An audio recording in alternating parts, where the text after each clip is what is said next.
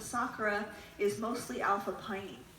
So it's a little bit boring chemically. It's got about 80 to 90% alpha pinene, whereas Furiana and Carterii both have about 40 to 50% alpha pinenes.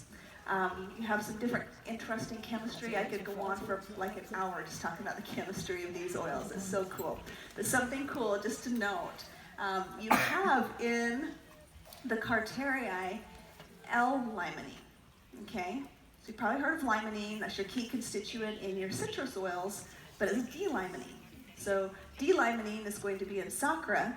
You have L-limonene, which you really don't see in other oils. You see it very rarely, but not in any of the oils that we offer.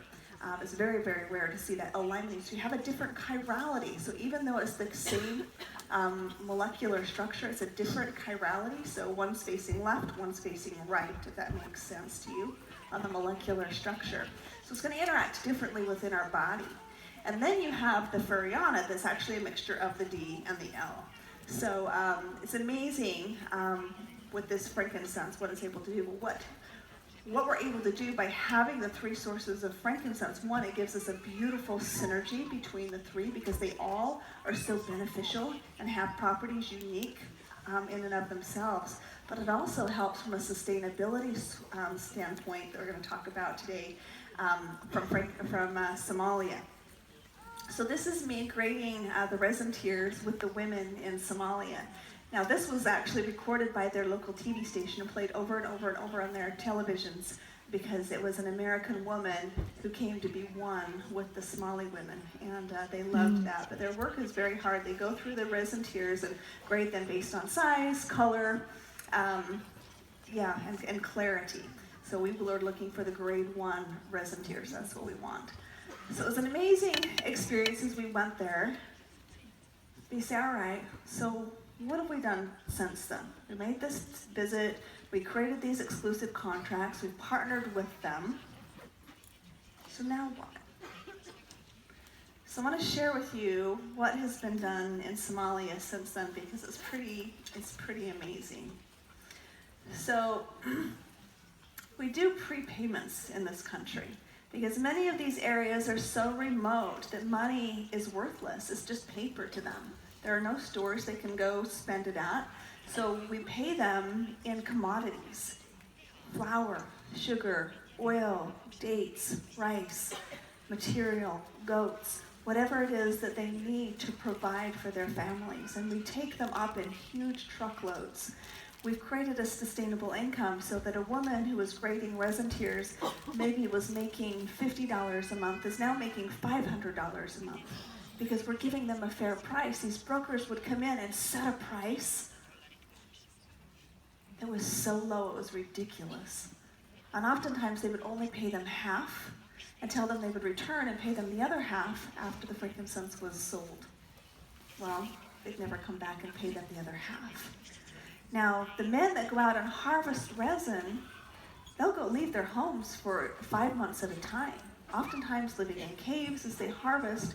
It's very laborious work out in the heat of the desert.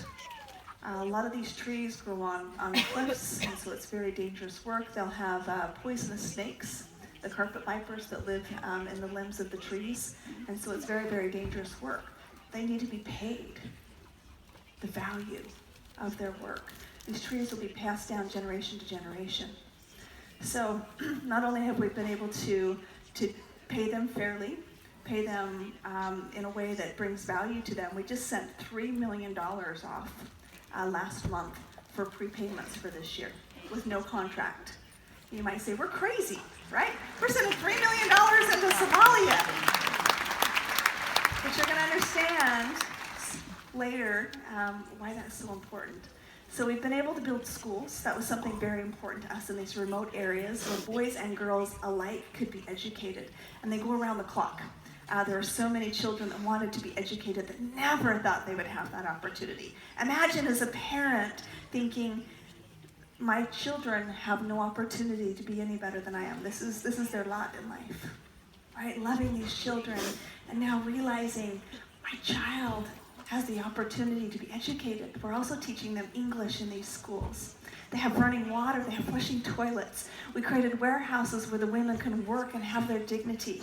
They too have flushing toilets and running water. The women are given breaks as they should and treated like human beings. We are now also building clinics. So this is the clinic that we just finished in Basaso in Puntland, and we just approved for a large hospital to be built in Somaliland, up in the very remote areas where they all will have access to healthcare, because when something happens, it's terminal. They have no access to healthcare. And so we're going to provide that. This is the first school we've built two so far, with others in the works. And you can imagine how happy they were. But there's something pretty awful happening in Somalia right now. They've been without rain. They're in a drought. And will likely be considered a famine. So the goats are dying, which means the only trade, the only industry they have in this country is frankincense. Now we've been working with Dr. DiCarlo, and she's a conservationist. And these trees for years and years have been over-harvested because it's the only way they could provide for their families. And she now is going through and inspecting the trees to determine the health of the tree. If the tree needs to be rested, we now, because of our exclusivity in working with them, we're able to dictate how frequently that tree can be harvested so we can protect the health of that tree. It's looking like we'll probably need to rest the trees for a year and maybe even 2 years. But we have the supply we need, so we won't run out of frankincense. We can rest the trees and make sure they continue to have that trade available to them. We also, they're using the schools right now as drought relief centers. People are starving, people are dying.